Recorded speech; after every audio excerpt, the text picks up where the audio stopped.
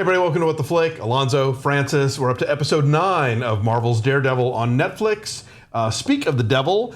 And again, we're 9 episodes in. He still hasn't put on the costume. Yeah, I'm waiting for it. And Which is ballsy. Yeah. Most of these shows, like by the end of the pilot, he's got to have that costume on. And how much were you expecting him to bring out when he goes into his cupboard and he looks at the casket, and I'm thinking, all right, he's got the red of his dad's boxing costume. We're like, all right, put that together with the mask. We've got the red costume. But he lifts it, looks at it. No. Underneath it is my plain black outfit. Not yet. Yeah, not yet. This episode, as we just talked about before, I'm sure you guys will watch it. We were thrilled by the previous episode. Yes. It was great. This is still a good episode. I could have went without the whole dramatic suspense of the, is it Nobu as a ninja? When like, oh, yeah. You fought very well. You are a worthy opponent. It is an honor to claim your life. But now I will take pleasure killing you. It's an honor to kill you. Yeah. And the editing of that interspersed throughout the episode kind of felt like a cheat. It was sort of like, there's a lot of talking this time and one big fight, so we'll give you a little hint of the fight occasionally so you don't get too bored and you don't turn this one off, you know.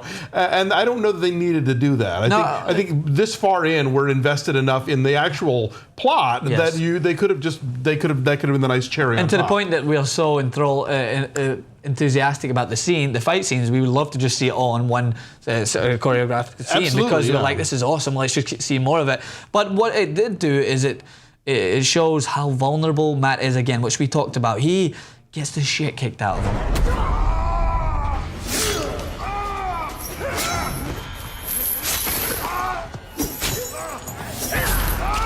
And by all means of the word, and he gets dragged and thrown around, and it just makes you cringe watching it, because you're thinking, in the first, this is just put in plain sight, I know he's not going to die.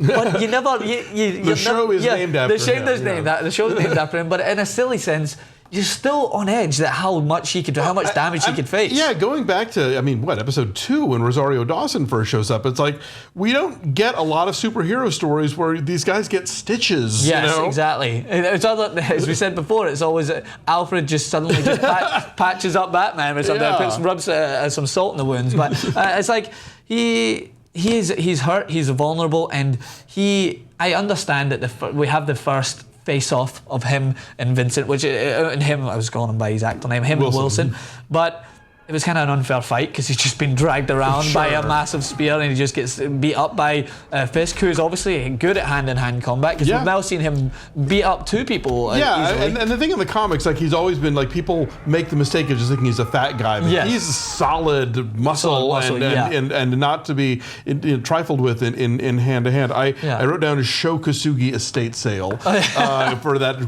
outfit that Nobu whips up for the thing.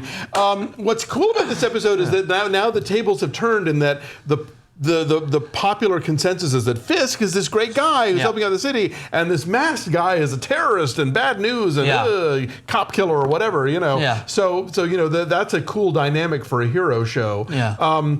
Interesting also, I believe it's in this episode. I did take notes this time. Yes. Sometimes little details slip by. Foggy mentions Al-Qaeda.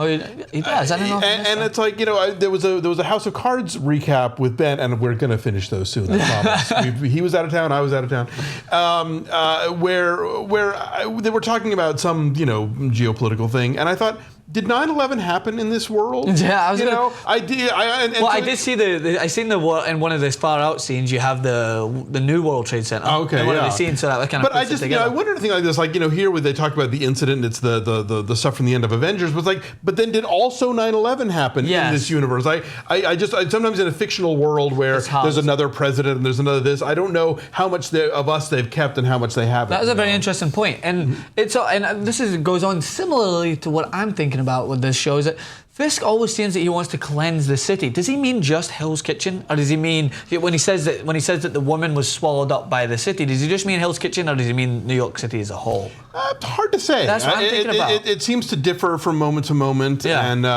it kind of switches around. There's a couple of cool things going on here where you've got. that Matt and Fisk meet twice in this episode. Yeah. I love again Isla Zurer. She's the hidden treasure of this show. Her whole scene with Matt was so great. And then culminating in Foggy seeing under the mask, and obviously his thought up until now is, this masked guy's bad news. He's very upset over the death of Elena, which is a really kind of so sad. A very moving turning point for this show, and really kind of a nice reminder of the human capital at stake here. I would just a lot of people. This is after episode 8, which I think kind of could slow down and really kind of take us deep into one character. Now we're sort of back to like plot. Yes. But in a good way. And there's a lot of things happening, and a lot of the chips are being stacked up to kind of get us into the final chunk of this series. I think. In a show like this, which is so dark and gritty, is that you have to have someone die. And I was thinking about there's a lot of people that die, but one of the characters that you become attached to, and I thought I had a feeling it was going to be her before. It was sad. You took her life just to get my attention. My options, they were limited by necessity. What you also see is the vulnerable side of Foggy and Karen and Matt as well, and how his mindset changed after he feels directly responsible by someone's death, because you can tell that he goes into all these nice scenes of his knuckles getting white and how angry he gets, right? And now he goes and he is directly responsible for the death of Nobu, right? Because he set someone fire. So he finally. I think that was something that many people, when I read reviews of it, they maybe passed over because they felt that the fight with Fisk was the real climax of it, but he killed someone. And coming off of his conversations with the priest, obviously, about the sort of idea of this morality and does the devil exist, and this show is going in a lot of really interesting directions, and we will continue to look at those when we come back next week, ideally with Bibbs back in his chair. And his punchlines. For episodes 10 through 13. We're going to wrap this baby up next week. Thanks for joining us. We'll see you then.